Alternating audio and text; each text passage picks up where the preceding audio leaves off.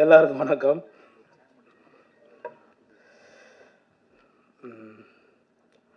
முதல்ல நன்றி சொன்னேன்னா இந்த படத்தோட தயாரிப்பாளர் சார், நன்றி சார். ஏன்னா ரொம்ப கஷ்டப்பட்டு இந்த படத்தை பண்ணார், என்னால் இல்லை.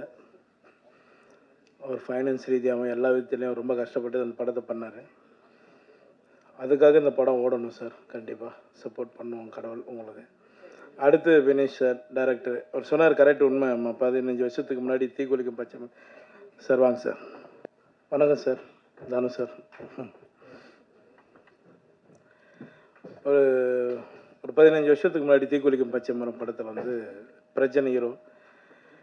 அவர் சொன்ன மாதிரி, சார் சொன்ன மாதிரி வினேஷ் சார் டைரக்ஷன் பண்ணார். அதில் ஒரு சின்ன கேரக்டர் பண்ணோம் நாங்கள். அவரோட ஃப்ரெண்டு கேரக்டர் பண்ணோம். 1000 ரூபா சம்பளம் தரேன் அப்படின்னாரு. சரி ஓகேங்க அப்படின்னு. ரொம்ப வருஷம் விட்டு அதுக்கப்புறம் நாங்கள் எங்கள் 2 பேருக்கும் கான்டாக்ட் இல்லாமல் இருந்தது. ஒரு 5-6 வருஷத்தை விட்டு ஒரு ஃபோன் வந்தது. அந்த வாய்ஸ் கேட்டு தான் நான் வந்து பேர் கூட கேட்காம வினீஷ் சார் எப்படி இருக்கீங்கன்னு ரொம்ப ஷாக் ஆகிட்டார். ஏன்னா நான் பழசை மறக்க மாட்டேன். நமக்கு 1 ரூபா 2 ரூபா கொடுத்தனையும் நான் மறக்க மாட்டேன். அதுக்கப்புறம் நான் பேச ஆரம்பித்தேன். பேசி வாங்க சார் நேரில் மீட் பண்ணலாம் அப்படின்னு. ஒரு 5 நிமிஷம் தான் லைன் சொன்னார். அவரோட பிரச்சனையும் சொன்னார். ஓகே படம் பண்ணலாம் சார், நீங்கள் படம் ஸ்டார்ட் பண்ணுங்க அப்படின்னு. பண்ண படம் தான் இந்த படம். இந்த படத்தில் நடித்த எல்லாருக்குமே நான் நன்றி தெரிவிச்சுக்கிறேன். மேடம் உங்களுக்கும், அப்புறம் அறிவு பாலா, சாந்தி அக்கா, நிறைய பேர் இருக்காங்க. மது அம்பட் சார் வந்து அவர் சார் சொன்ன மாதிரி அவருக்கு வயசாகலைங்க இன்னும். எனக்கு ஒரு கதை சொல்லியிருக்காருங்க, டைரக்ட் பண்ண போகிறாரு. சொல்லிவிட்டேன் சார், சாரி சார் உங்களுக்கு தெரியாமல். ஒரு சரியான கதை சொல்லியிருக்காரு, சூப்பர் கதை சொல்லியிருக்காரு. அந்த படம் சீக்கிரம் நானும் சாரும் கண்டிப்பாக பண்ணுவோம். தனஞ்சயன் சார் உங்களுக்கு ரொம்ப நன்றி சார். சார் உங்களுக்கு ரொம்ப நன்றி. ஏன்னா பயங்கர சப்போர்ட் பண்ணியிருக்காங்க இந்த படத்துக்காக. இந்த படம் ரிலீஸ் பண்ணுறதுக்கு தானு சாரும் தனஞ்சயன் சாருக்கும் நான் நன்றி தெரிவிச்சுக்கிறேன்.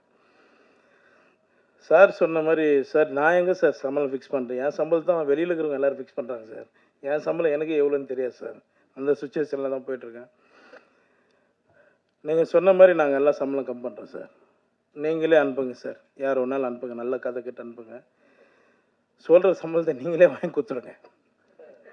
அதை கேட்டால் தான் இங்கே எதிரி ஆயிரும். அதான் உண்மை.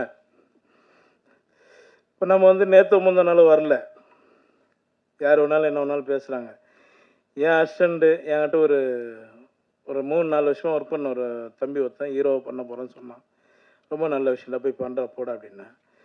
ஆனால் அதில் 2 நாள் ஒர்க் பண்ணலாம்ண்ணா, நீங்கள் எனக்கு ஒரு வாய்ப்பு கொடுத்தீங்கன்னா அது நல்லாயிருக்குண்ணா அப்படின்னா. சரி ஓகேடா, நான் எவ்வளோ பேருக்கு போகிறோம் வாடா அப்படின்னு சொல்லி பண்ணேன். அந்த படத்துக்கு தான் நான் 7 லட்சம் கேட்டேன், 8 லட்சம் கேட்டேன்னாங்க. இது என் படம், நான் தான் வரணும், இல்லைன்னா தப்பு, நீங்களே நான் தப்பாக எழுதுங்க, இது என்னோட படம். எனக்கு அவங்க சொன்னாங்க, நாங்கள் வந்துட்டோம். நான் சொல்லிட்டோம்மா, இன்றைக்கி பெரியவங்க இருக்காங்க, அவங்க இதில் சொல்லட்டுமா? எனக்கு எவ்வளோ பேர் பணம் தரணும் தெரியுங்களா? லிஸ்ட் எடுத்து கொடுக்கட்டுங்களா? உங்களால் வாங்கி கொடுக்க முடியும்னா சொல்லுங்கள், நான் எடுத்து கொடுத்துட்றேன்.